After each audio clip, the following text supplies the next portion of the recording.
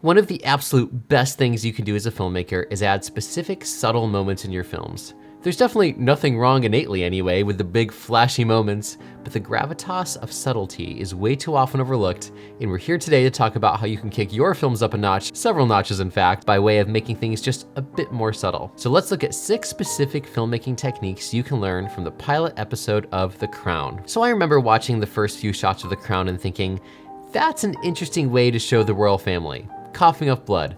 First time we see someone in the royal family coughing up blood. Probably one of the least regal and royal things one can do, so to speak. Yet here we are. Literally nothing is said by King George about this in this moment.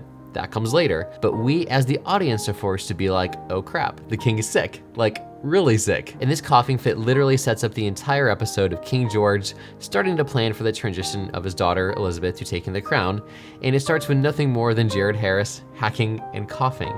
It's a perfect example of show versus tell. We're instantly worried about the king, and having the benefit of modern medicine, we as the audience become in the know when the other characters don't necessarily know what's going on when the king's coughing up blood, and say things like, "It's probably just the cold weather." The filmmakers do something kind of sneaky here by letting us be subtly part of the secret, is they rightly assume that most viewers know that coughing up blood is usually extremely serious. So when it's brushed off by the so-called experts, we as the audience have an instant connection to the king because we understand. We're in the know. So the filmmakers have done their part by making us care about King George. Now, contrary to some popular screenwriting notions out there, characters don't need to do a darn nice or good thing to make the audience like them. What you want to do is make your audience empathetic with the characters, make them understand when no one else in the story does. Then, the audience feels like they have a special connection that makes them want to keep watching. That's the secret. Moving on through the opening sequence, we have Philip renouncing his former titles as he prepares to wed the future Queen Elizabeth. This is another bit of foreshadowing, since as the show goes on, we see Philip as someone who is frustrated that he cannot have a life of his own, or his own career. And this scene sets up and foreshadows that struggle that Philip will face in his life. And it's important that the first time we see Philip, it's in this pivotal moment where he effectively swears to give up any vestiges of who he is.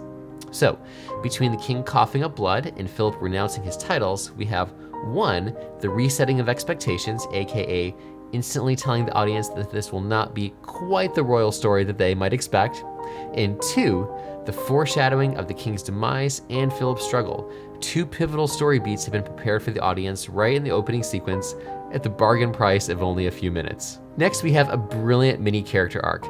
Never underestimate the power of facial expressions done well. During the wedding scene, as Elizabeth is saying her vows, we get this extremely awkward bit where Elizabeth won't even look at Philip as she's speaking. But then slowly, as the vows progress, she almost forces herself to look at her almost husband, and we can see that, I don't know if this is the right decision, morph into acceptance, and maybe even some love. Here we literally have a mini character arc through facial expressions and acting alone.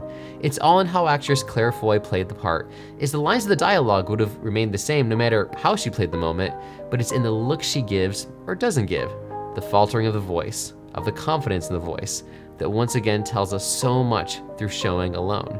I know she's speaking words, but it's not the words here that tell the story. It's how Claire Foy is delivering the scene that makes the difference and communicates so much about her character to us. We're going to return to the art of show versus tell in a minute, but here's a quick PSA for pacing. When done well, pacing gives the story time to breathe and the audience time to think. Now, I'm definitely not advocating for slow character dramas all the time. That said, I'm seeing a trend amongst films these days where we move from scene to scene to scene to scene to scene without giving the audience any time to process through establishing shots or lingering facial expressions.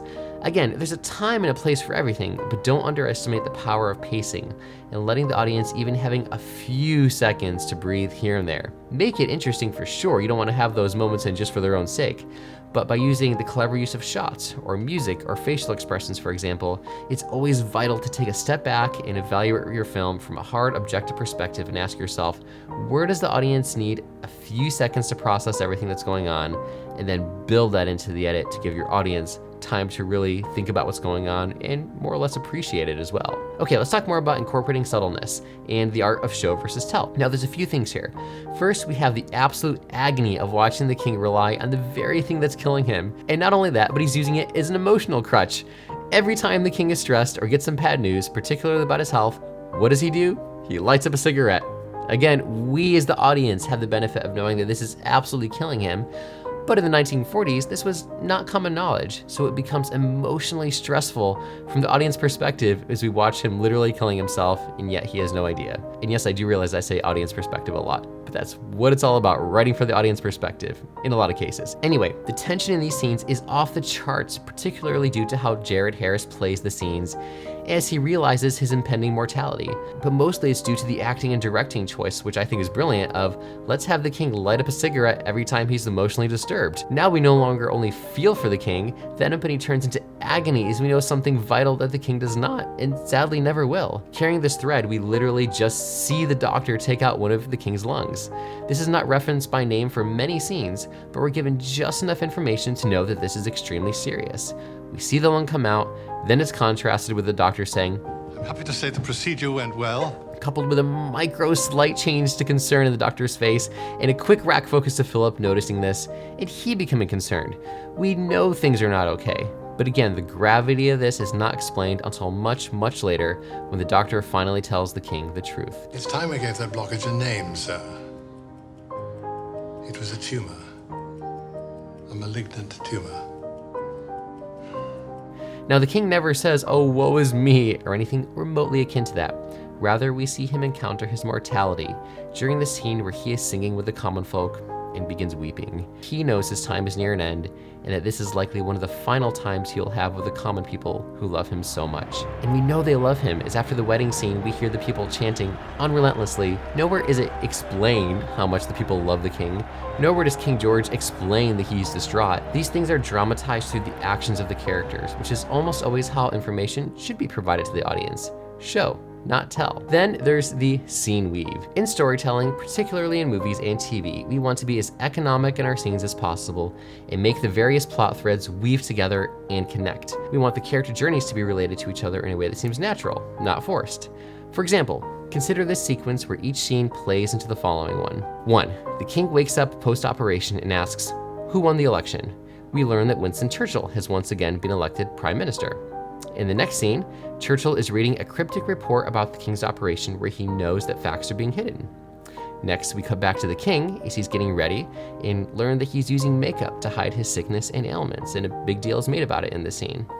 Then the king and Churchill meet and discuss sending Elizabeth on the world tour in lieu of the king going himself due to his sickness. Then we cut to Churchill and his wife discussing the king's health, as well as discussing the Princess Elizabeth, with their conversation implying her inexperience. Finally, we conclude with Elizabeth and her family overseeing house repairs and decorating, an activity that is kind of quite unroyal when one considers that she is next in line to the throne, but of course more importantly implying her inexperience in the matters of government, because we cut to something that is so kind of menial compared to that. 6 scenes that taken by themselves have little to do with each other, except for the bits of plot threads that carry one scene into another, into another, into another, making each scene feel like it belongs and part of a greater whole. Now, this technique can't always be used, but whenever possible, it's an absolutely fantastic way to keep the audience engaged, the plot genuine, and the story moving naturally. Closely aligned with subtlety is the underrated art of subtext.